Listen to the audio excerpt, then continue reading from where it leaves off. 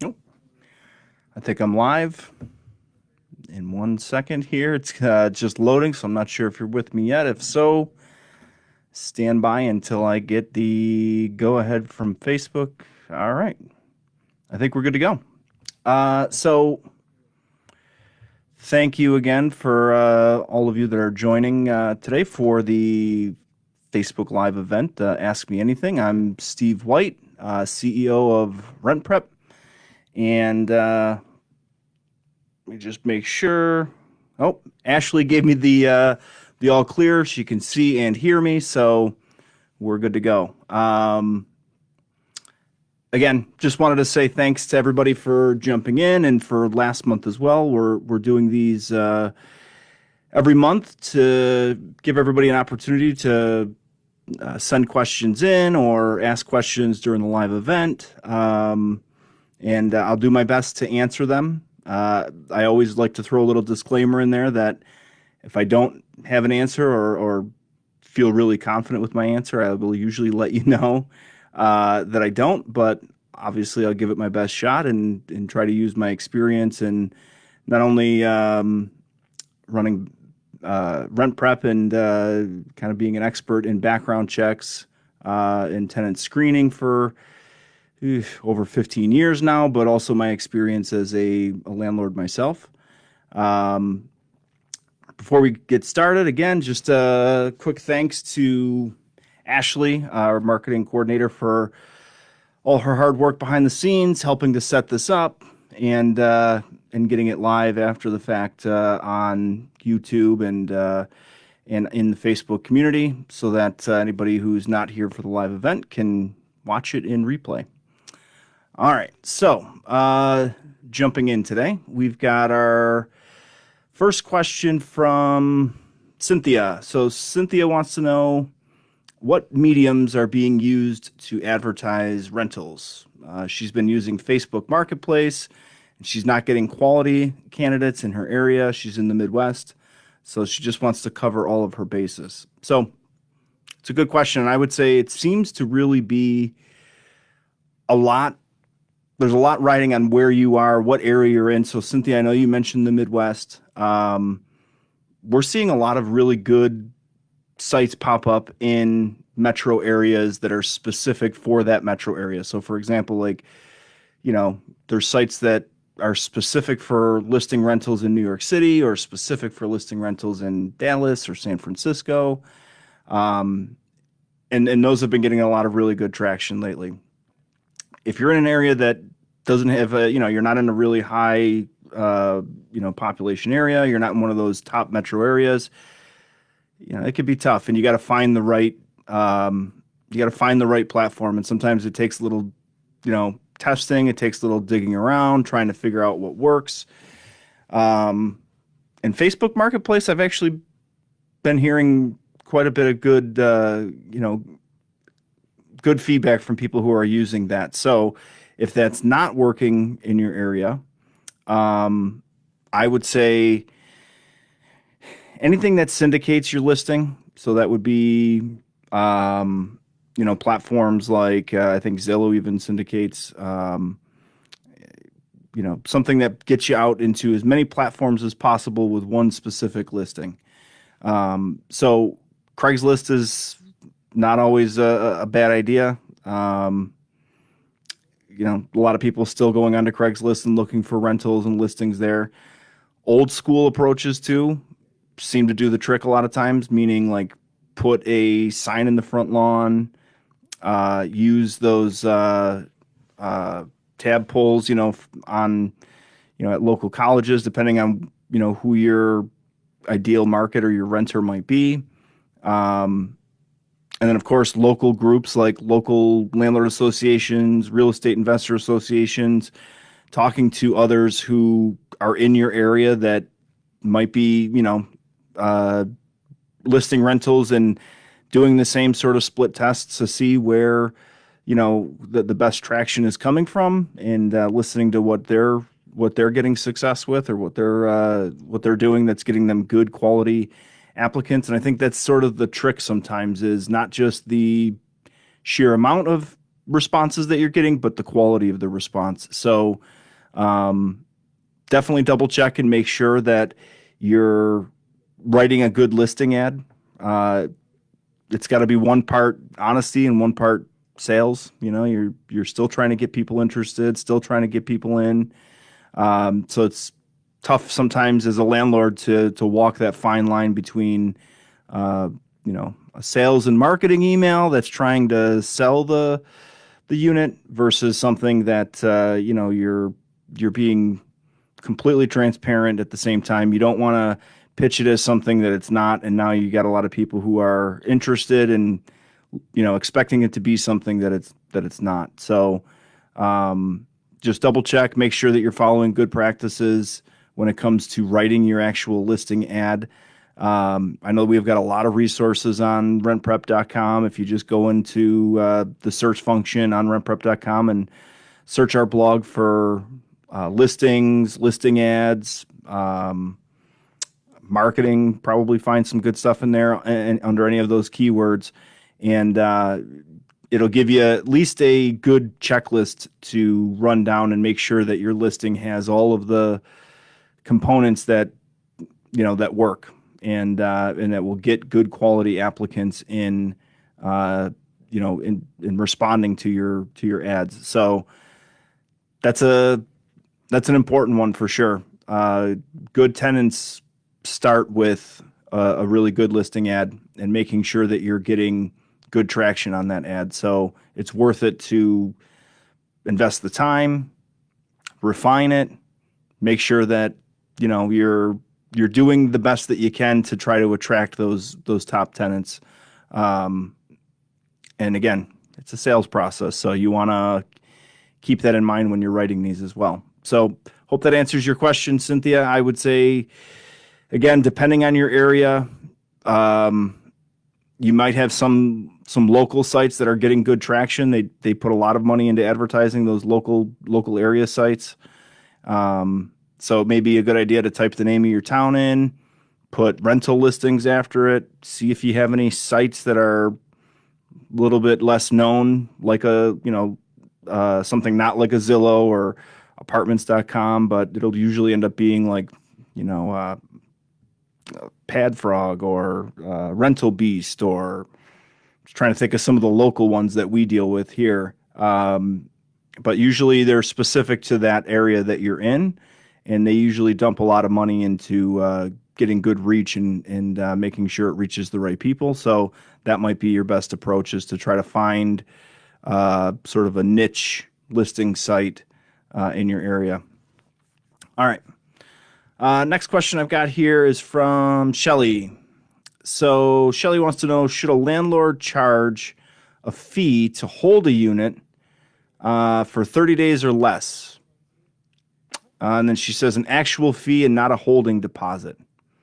I can understand a fee to hold for more than 30 days. She would charge for that. So first thing that comes to mind is to check with your state to make sure that you can legally charge a holding fee. More and more states are implementing caps and rules on what you can charge. So, for example, in New York State, pretty sure Massachusetts, New Jersey, and there's a growing number of other states that are being added to the list all the time, that set limitations on what you can charge for and how much you can charge. So you definitely want to double check to make sure that you can, in fact, charge a fee. And then the next thing I would say is, what would be the benefit for charging the fee versus actually starting the rent on that first of the month. So I'm just thinking of the situation where maybe they can't move in until a certain date. I would say if it's a good tenant, they passed your screening, they put a deposit down. That's the key piece, I think, right there. If they put a deposit down, you might want to consider allowing them to start the lease and prorate that first month, but lock them in, get their commitment, lock them in, get the rental, the security deposit, and then treat it like you would, whether they were moving in there in the first or whatever. But if it's a fee just to hold it because they're undecided or they're still looking, or, maybe they're moving in from an area and they're not going to be in until the middle of the month, something like that. There's a million things that can go wrong. And I don't think charging that fee is even going to be worth it if they end up backing out.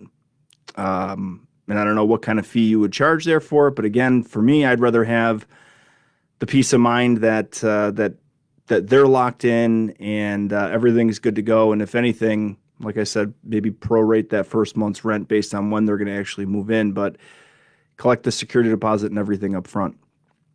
The one thing I'll say is that you want to absolutely avoid, in my experience, is don't give somebody extra time to come up with the security deposit. If they don't have the security deposit, find somebody that does. That's usually a warning sign on the front end. If somebody's trying to wheel and deal with you to buy some extra time so that they can get an extra paycheck or two to be able to come up with the security deposit, that is usually starting the tenancy on the wrong foot, because that's somebody who can't come up with the money, and paying the rent timely each month may end up being an issue as well. So depending on the circumstance, I would say prorating that rent and locking them in and getting that security deposit and making sure that security deposit's clear, that would probably be my approach. So depending on what the circumstances are, I would just avoid somebody who wants to buy some extra time for saving money for that security deposit. That to me is always a red flag. So hope that answers the question. If Shelly, if you're on and you got a follow-up question or any additional information to add into that, feel free and I'll go back at it. But my gut tells me lock it in, get the security deposit. I personally wouldn't be trying to get a holding fee or anything like that. I would want to know that person's making that commitment first. All right. So hope that helps. Next question I've got is from Gail.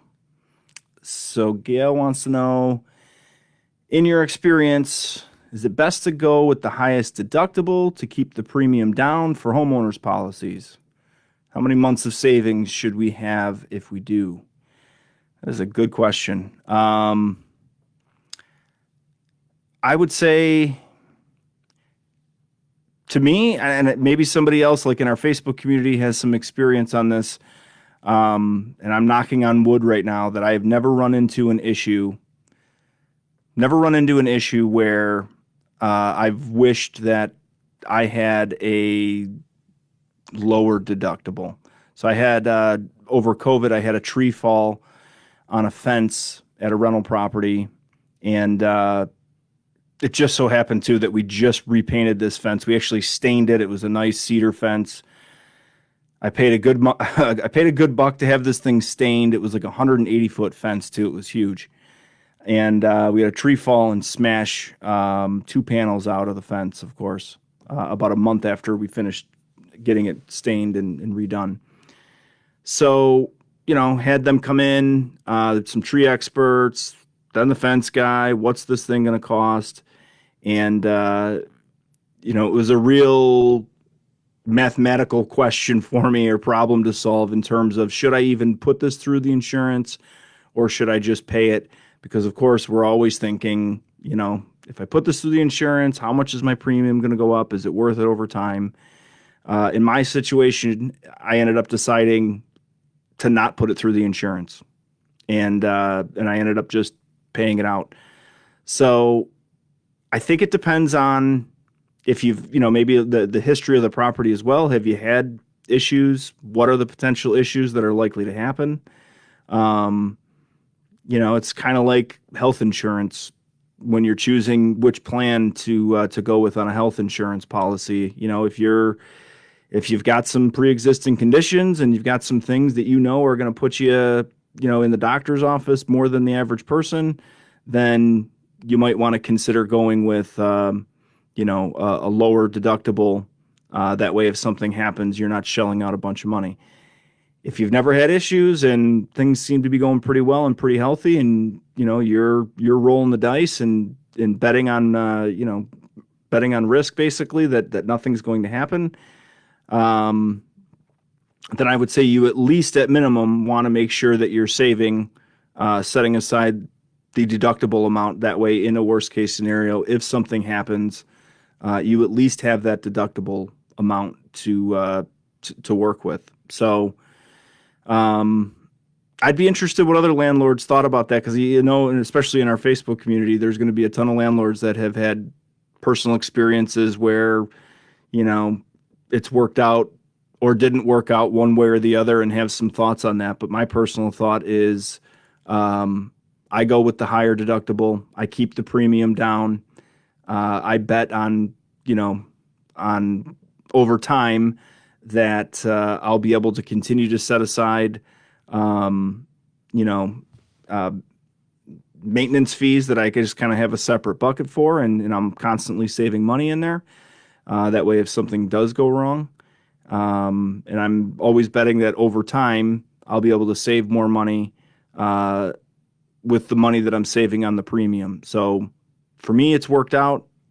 I don't regret it. Again, I'm knocking on wood. I feel like usually when you talk about this stuff, this is when something bad happens, and the next AMA I'll be on and say, I jinxed myself, and I wish I would have had the lower deductible. But for me, it's worked out to have the higher deductible, keep the premium down, and that allows for better cash flow on the property. And depending on your situation, I'm sure it's different for everybody, obviously, but for me, what I net on the rental properties, I don't touch. I put that into a separate savings account, and that way when something does happen, like the tree falls and smashes the fence and I've got to have that fixed, I've got the money in there to fix it, and I at least can make the decision on whether or not I want to put that through the insurance or not. And so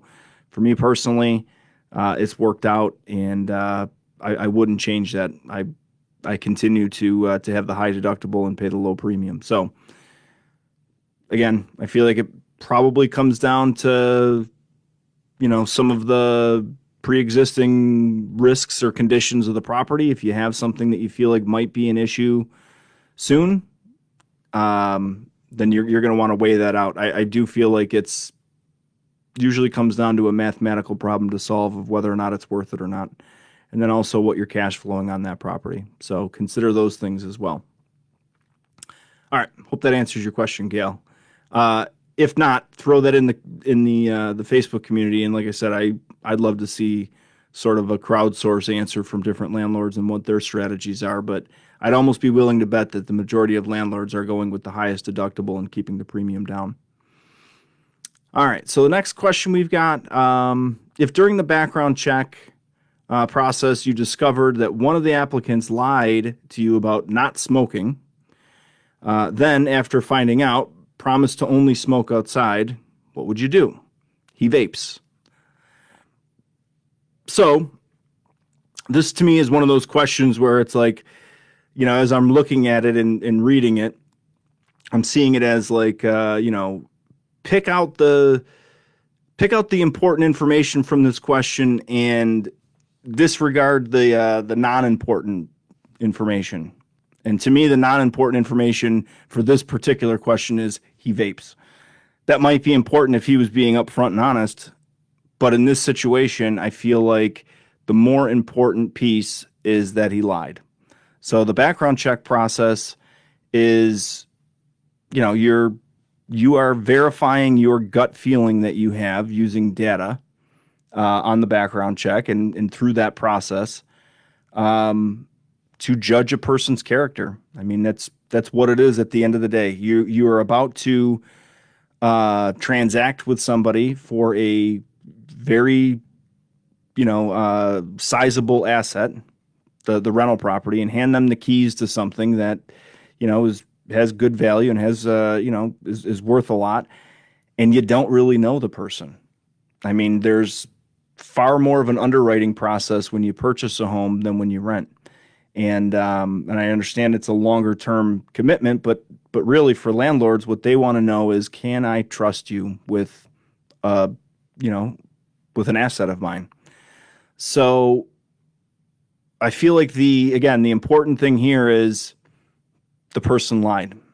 And now it might be small and benign and doesn't seem that, egregious, especially because, he doesn't really smoke cigarettes, he vapes, but maybe he's lying about that.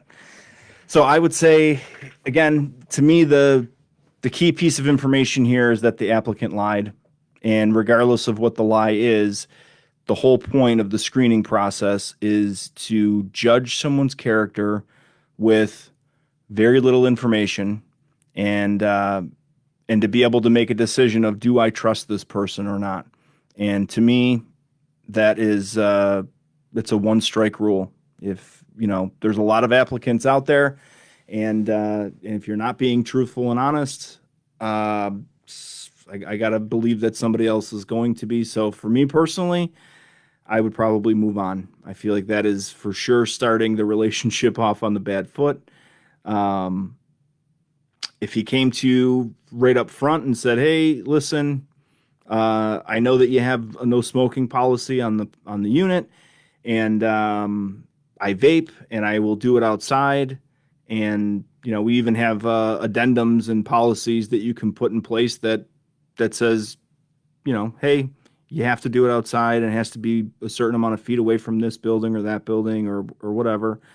Maybe provide them a receptacle to do it outside. So I don't think that, it's unreasonable to work with somebody, or to give them sometimes the benefit of the doubt if they're being upfront with you. But, if you discovered it, that means they weren't upfront about it.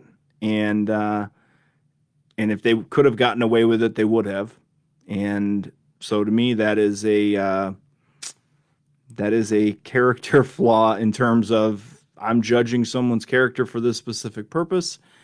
That's a fail to me. So maybe I'm being too harsh, but we do a lot of background screening, and I feel like that for sure is starting off on the wrong foot and defeats the whole purpose of the screening itself, or the process of it. So I hope that helps. Sorry if it's harsh, but I would deny that.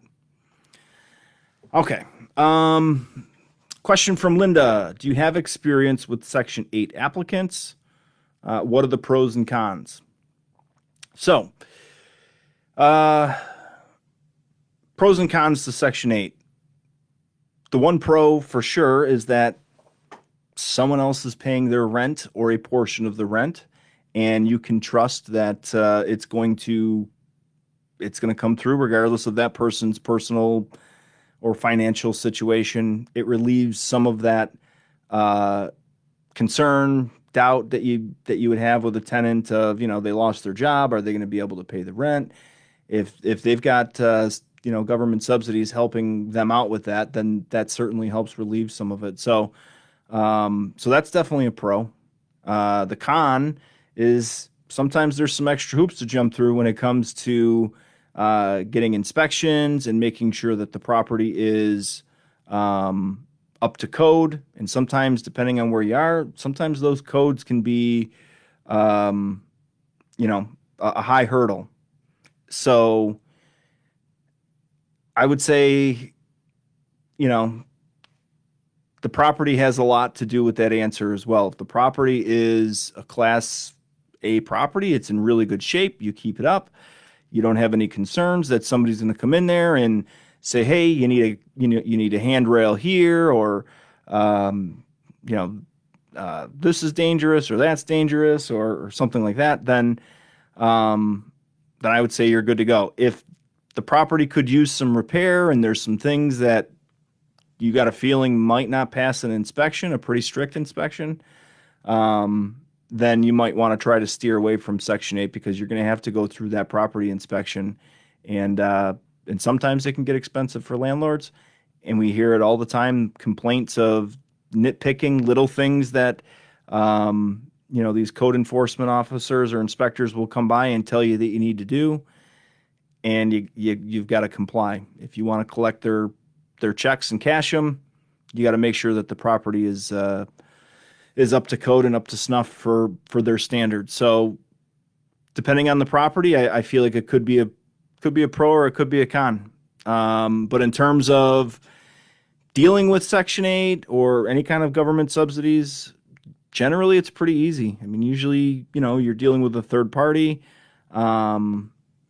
If you're not going to cut any corners, that's for sure. But, if you have issues, you can go back to them. If they're not paying their portion of the rent, you can go back to that third party. Usually they have like caseworkers that are assigned to them. So you're dealing with somebody else versus potentially a difficult tenant. So sometimes that's a pro.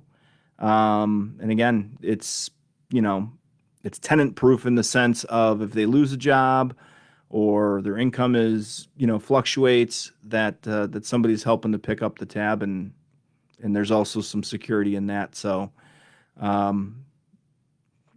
yeah, first step is make sure that your property can pass that inspection, because if it can't, that's going to be some sort of cost to you to get it up to code before you can start collecting that money. All right. Question. I hope that answers your question there, Linda. Question from Kevin. Kevin says that tenant feels uncomfortable giving me a W-9 form for security deposit and would prefer to just write me a check to hold in an account of my own. Is this allowed? Does it legally have to be in an account in their name?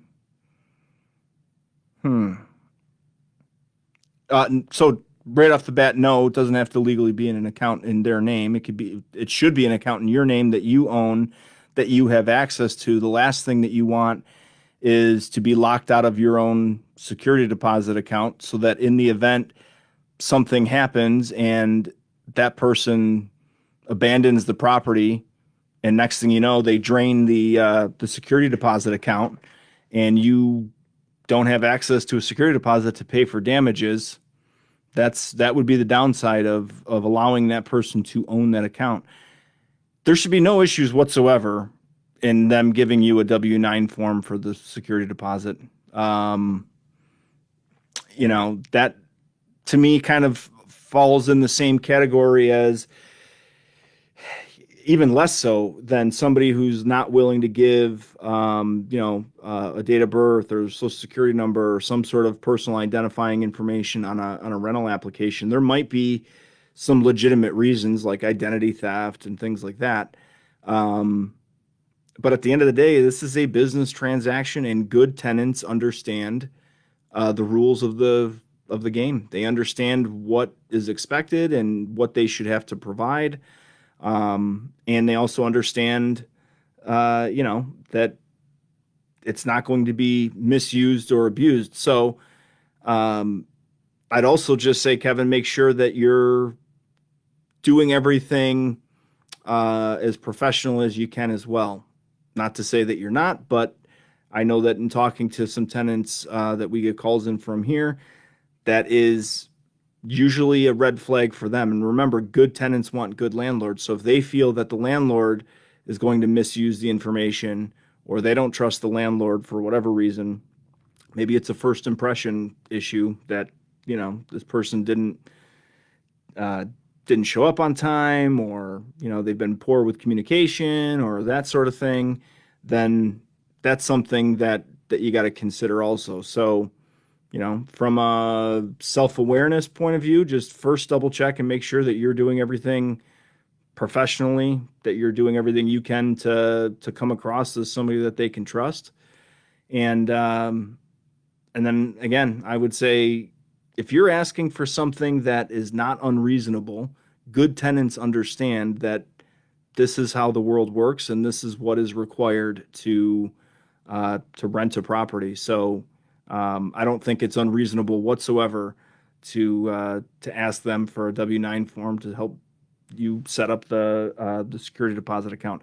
I would not put the account in their name and set it up on their behalf or something, again, to where, there's the potential that you can you can be locked out of that account, not be able to access the funds. They drain it and take off, and there's nothing you're going to be able to do about it. The bank's not going to help you out in that situation. So I would for sure not allow them to do that. All right, so I hope that answers your question, Kevin. Yeah, so don't think you're being out of line by asking for that W-9. They should have no issues with that.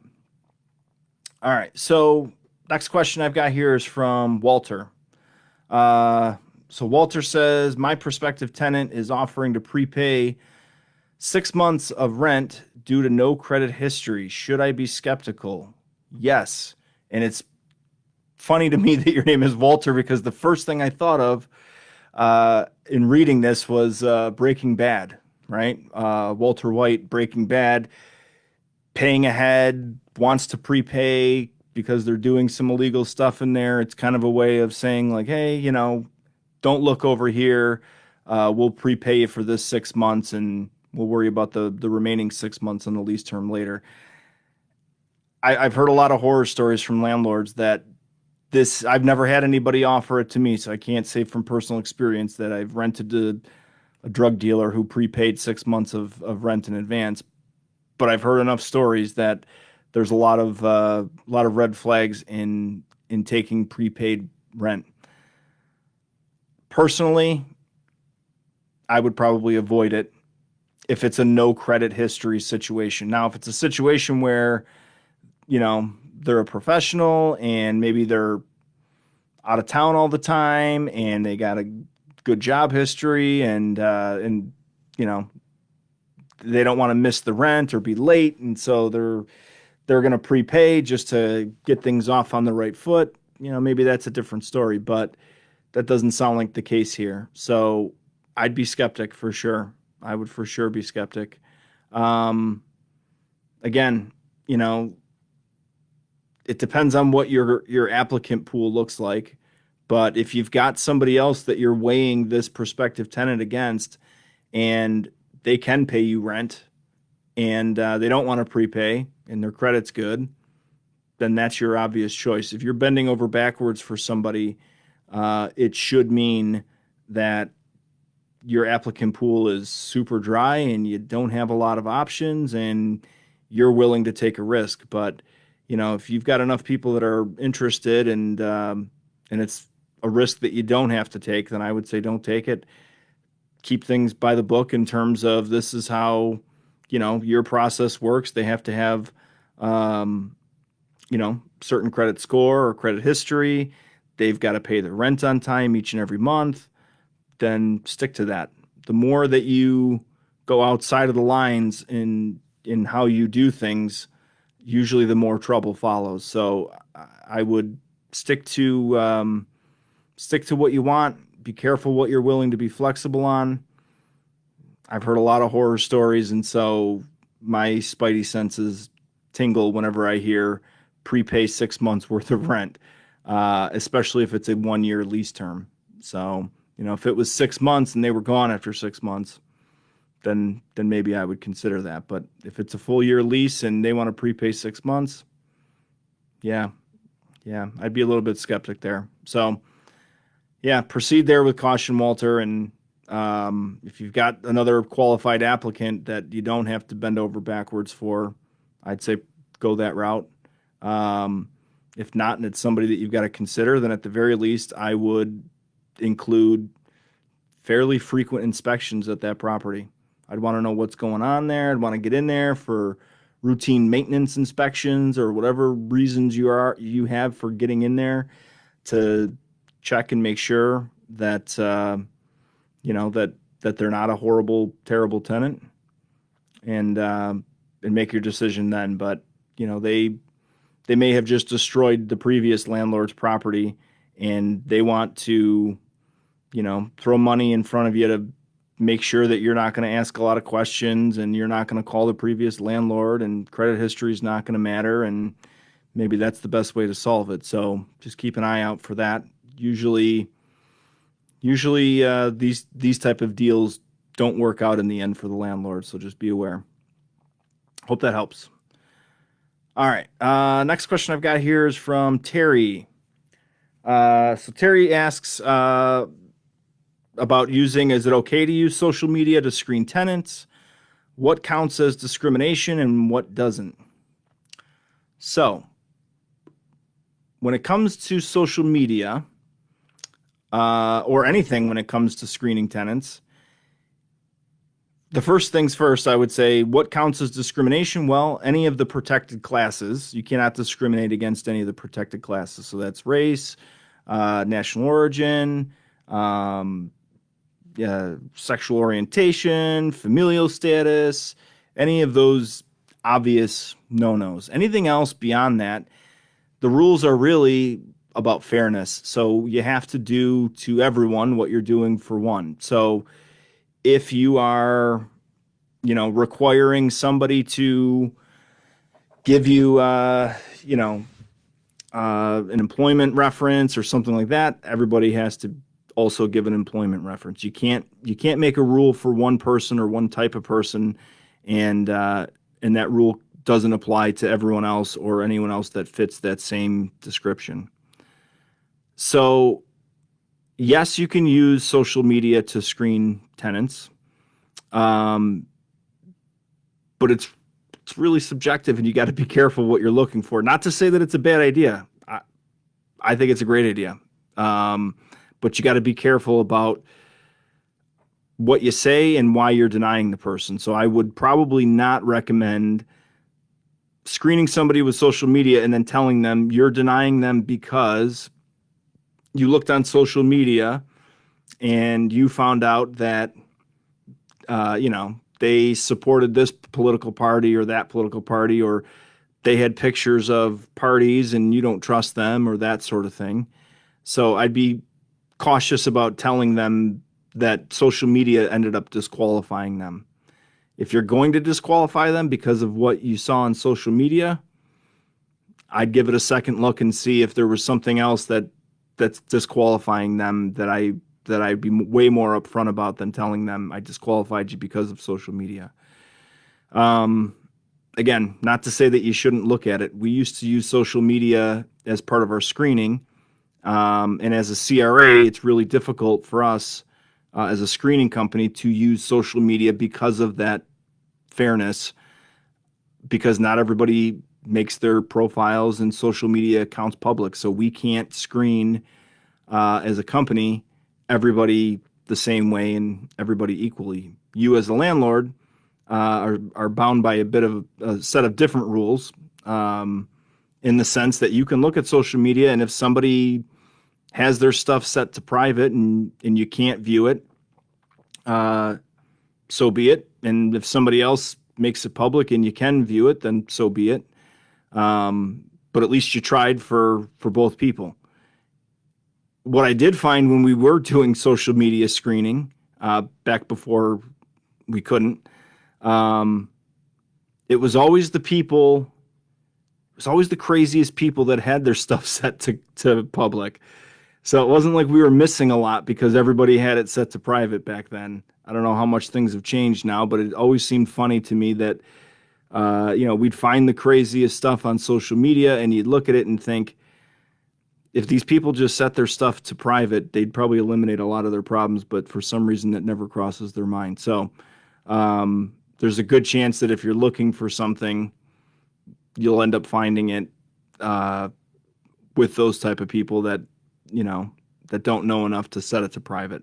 And we would see all kinds of crazy stuff. I remember seeing, people who scanned, they were excited that they got a CDL. One that I remember, they were excited they got a CDL license, and so they scanned copies of the CDL license and posted on social media, which is like one of the craziest things I've ever seen. That somebody would, scan a government issued card and then post it on their public social media page. But people do crazy stuff, and hey, if they're out there doing it and it's public, you want to take a look.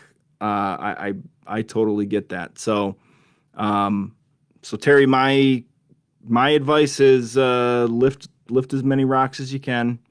There's a lot that a background check can tell you. There's a lot that a credit report can tell you. There's also a lot that it can't tell you. So you as the landlord have got to trust your gut and be able to look at information that we can't provide to you, such as, just looking at the applicant themselves and how they're presenting themselves. Those are all things that we can't see as the background check company. So, you've got to, again, lift as many rocks as you can. And landlords have all kinds of tricks that I've heard over the years. I know a lot of landlords look in vehicles. That's one of the tests that they'll give somebody. They'll look and see how clean the vehicle is. Are they hoarding stuff in the vehicle? That's not a bad way to look at it either. If, the most valuable piece, the most valuable asset that a renter typically owns is their vehicle, how are they treating that? What condition is that vehicle in? And I'm not saying like it's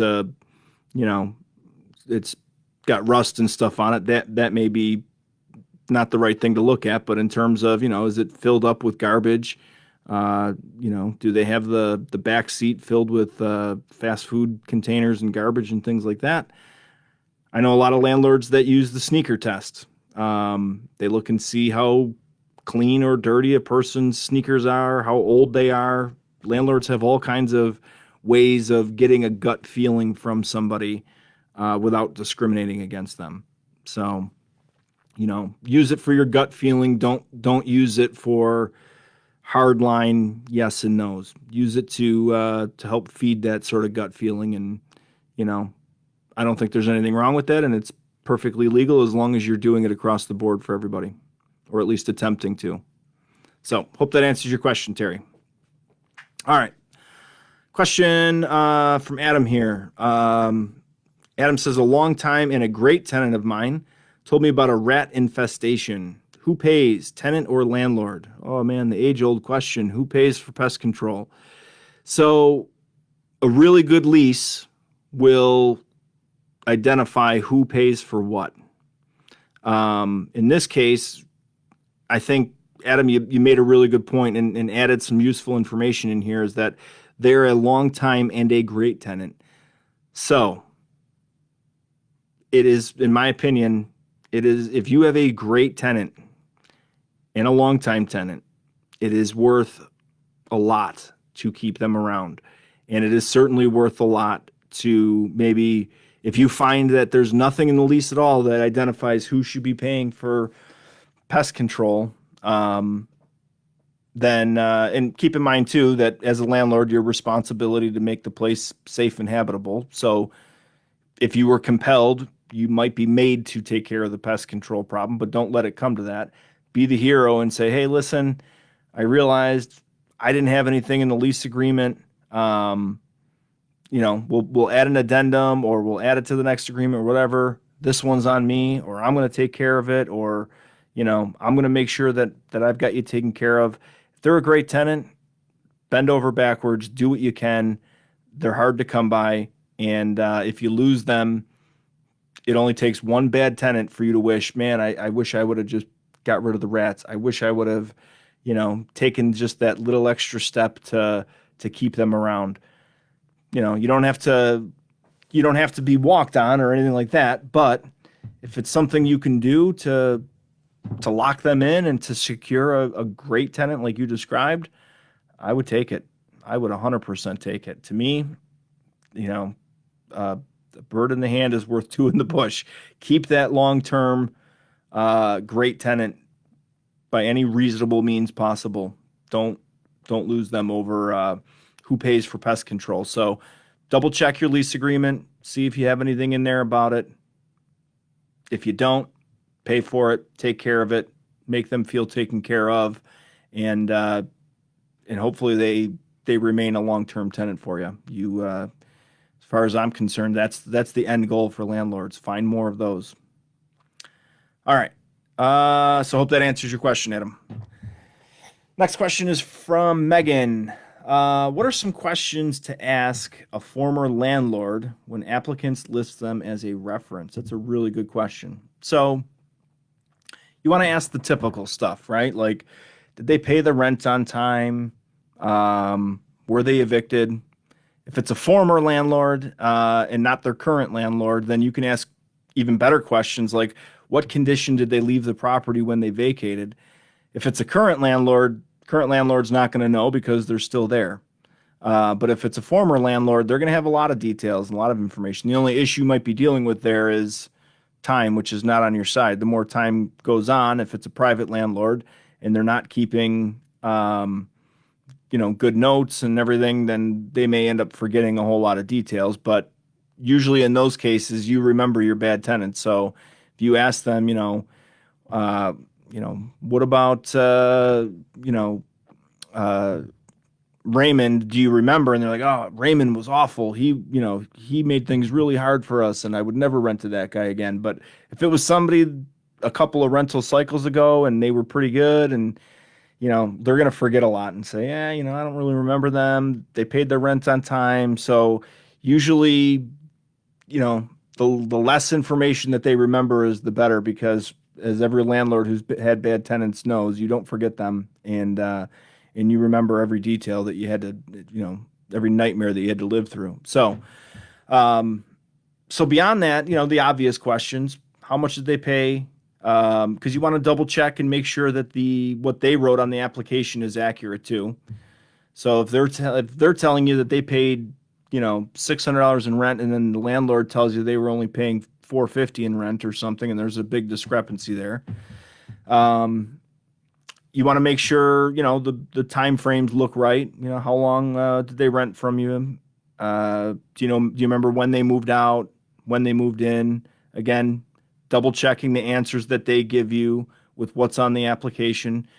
Don't feed them any answers. Don't give them an opportunity or an easy out for an easy answer. So you don't want to present the question like, they said that they paid $500 in rent a month. Is that true? Leave it as open-ended. What did they pay? How much was the rent? And then I would recommend asking questions that may not seem super obvious, but are useful to know. Did they ever receive any noise complaints? That's something that's never going to show up on a credit report or an eviction report, unless that was the basis of the eviction. Did they receive any complaints for cooking foods that smelled bad? Doesn't seem all that realistic until you're a landlord that deals with a tenant who cooks food that smells bad and annoys everybody else in the building. We hear about it quite often here, and that's an issue for a lot of landlords to have to deal with. How do you deal with somebody that's cooking foods that smell bad, or don't keep the property clean, or just aren't courteous to others, or park in someone else's parking spot? Just kind of a pain in the neck. That's really what you're looking for, is what kind of a pain is this person going to end up being for me? And that doesn't always mean that they didn't pay their rent on time. I know there's a lot of landlords out there that people pay the rent on time and they sure wish that they had a different tenant in there. So keep that in mind. Again, go to rentprep.com. We have a video series plus forms that you can download specifically on past resident verifications. And I even go through a couple of, not scripted, but role-playing phone calls of what to ask, how to ask it. So there's a ton of useful information on rentprep.com specifically for verifications. We used to offer verifications as a product, and we stopped because of robo-dials and stupid car warranty phone calls killed our product. Our contact rate went down from 70% to 50 to 30, and when we finally killed it, it was below 20%. So people have become so accustomed to not answering phone calls from places they don't recognize that it made our product really, really difficult to get in touch with the right people. And we're doing this on a mass scale. So for us, we would make 3 attempts and then leave 3 messages and leave it open-ended. People can call us back, but sometimes it may take more than 3 calls. So for a landlord, if you've got the time, make the calls. Let the tenant know or the applicant know that you're doing it. and if they can give the landlord a heads up, because that will sometimes make it give you a better contact rate as well. If the landlord knows there's going to be a call coming in regarding, doing a rental verification, then they're more likely to call you back than to answer a phone call that they have no idea who it is that's calling. So they're unfortunately a lot trickier nowadays because of these phone calls that we all get asking if our vehicle warranty is, or if we want to renew our vehicle's warranty and stuff. So still kills me inside. It was a useful product until it wasn't anymore. So I hope that helps, Megan. Check the website. You will literally get a step-by-step guide, including videos on how to execute a perfect verification call. All right. So next question we have is from Allie. So Allie says, I have one tenant leaving from a 3-person joint lease. How should I handle the security deposit? So, a couple of things.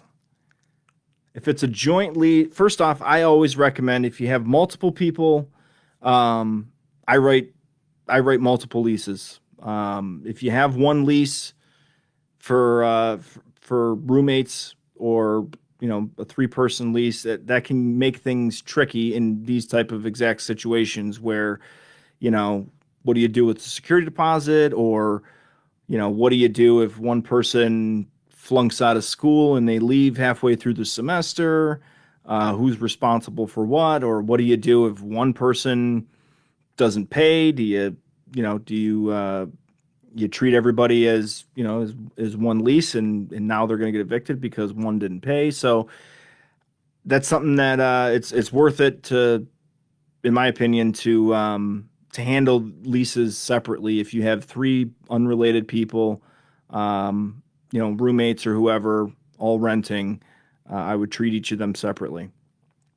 So the right answer here is however you handle the security deposit up front. If it was something where one person was responsible for the security deposit, and that one person collected everyone else's security deposit and turned it over to you, and that's the person that you've dealt with, and as far as you're concerned, that's who the security deposit goes to at the end, then that's the one person you want to deal with. I wouldn't split that up. If you collected security deposits separately from each of them, and then one leaves, then you want to return the security deposit separately to each of them when they leave, and don't do it obviously before you get an inspection in, and make sure that everything is on the up and up. So it really depends on how you entered that original lease agreement with them as to how the security deposit is going to be handled on the back end of that. But again, my recommendation is, treat each occupant in a roommate situation as a separate lease agreement. That way, if one person leaves, it doesn't crumble the whole agreement and cause issues with security deposits and things like that. So keep in mind that to this day, and it's consistent, the number one reason for any entry in landlord-tenant court is not evictions, it is security deposit disputes, and has been as such for 20 plus years. So people are not afraid, especially when they genuinely feel like they have money coming or money due to them, and you're the person standing in the way, not giving it to them. They will make life difficult for you. So you want to make sure that, you're returning anything that's rightfully theirs, whether you're in a landlord-friendly state or not. Chances are when you're dealing with security deposits, you're going to lose. If you don't have things perfectly documented, and make sure that you write receipts. I couldn't tell you how many horror stories we've heard of landlords that returned a security deposit, didn't write a receipt, didn't take good notes on it. Some of them foolishly returned cash, and the tenant comes back a month later and says, I never got my security deposit. Well, of course they did, but it never happened because there is no paper trail of it, no documentation of it ever happening. And I've seen landlords lose those cases. So security deposits seem to be very one-sided when it comes to court cases and things like that. So make sure that you're doing things right. Don't create a future headache for yourself and figure those things out on the front end of the lease. But in your situation, Allie, I think it just depends on how you collected that money on the front end of that lease. And so if you collected it individually and one person leaves, then you're going to want to give that individual security deposit for that one person. You want to give it back to them for sure. So hope that answers your question. All right. Question from Brenton. Brenton says, I'm a new landlord. My tenant is asking me to verify my identity and wants to see my passport photo and electric bill payment. Is this normal? I asked the tenant for 4 months rent up front because they started a new job and are on probation. So, a couple of things here. Number one, it's becoming a standard disclaimer because it's becoming more and more of an issue for sure. More and more states are making rules around what you can and cannot collect it up front. New York is a state that says you cannot collect more than one month worth of rent up front. Is, you know, and you could structure it as many ways as you want, but, you know, as a fee, as a, you know, an additional risk or a conditional agreement or whatever, but just make sure that you're not in a state that has rules about what you can collect as an upfront fee, whether it's future rent because it's a conditional acceptance or whatever the situation is. So to address the real heart of the question is, you know, they want to see your passport and electric bill, or, you know, is it normal? I would say it's not that crazy when you consider how many cases of fraud that you see online nowadays with, you know, people showing properties, collecting money up front. Turns out that was never a real rental property. They just grabbed some photos off of Zillow. We hear about it a lot here. It happens, you know, sometimes we see it where it's in another country. So, you know, no longer is it the pay money to this Nigerian prince. Now it's, hey, I'm a landlord and I'm trying to rent this property and I'm out of town. So, you know, here's some photos. Go check it out. I can't let you in. So just take a look around the property, look in the windows. If you like it, send me a security deposit and it's yours. And then the person sends the security deposit and never hears from the landlord, the supposed landlord again. So those type of scams are going on for sure. And so that person might be thinking that's what this is.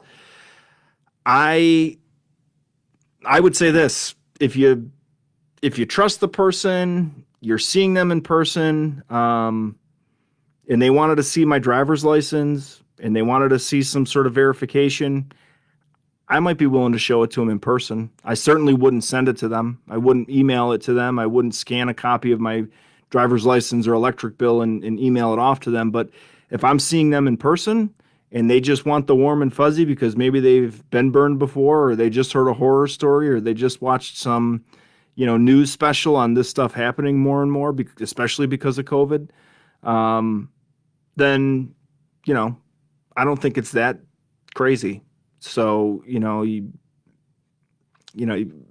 again, it's got to be in person though. I wouldn't send it in a text or an email or anything like that. But if I show up in person and they just want to verify that I am who I say I am, I probably wouldn't have a problem giving them the warm and fuzzy and saying, yeah, that's me. I get it. Crazy stuff happens. Here's proof that I own the property. I'm the landlord. You can trust me. So, that to me is not that crazy. So hope that answers your question. Be careful about accepting rent up front. I just went through that before on an earlier question, and make sure that you're your state allows for that, and make sure that you feel good about this tenant otherwise. And again, if it's a long-term lease agreement and you're starting off with issues of them being able to pay, that's a red flag. If they can pay and it's just offsetting the risk, and so you want to collect that rent up front, I get that. But just, again, tread carefully, especially when it comes to state-specific rules about collecting, how much rent you can collect up front, or how much security deposit, or how many, conditional acceptance,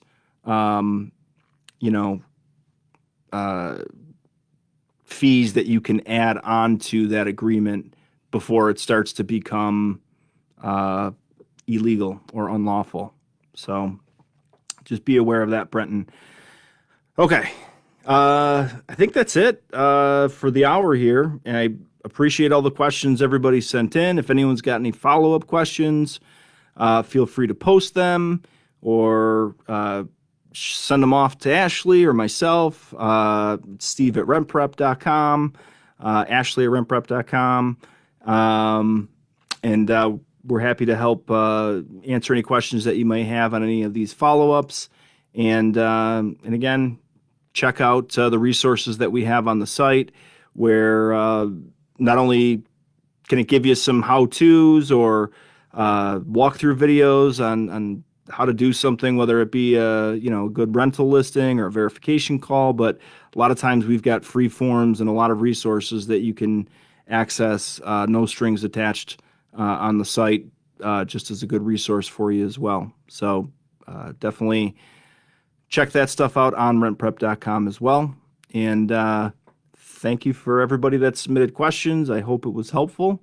And until next month and next time, happy landlording, and we'll see you then.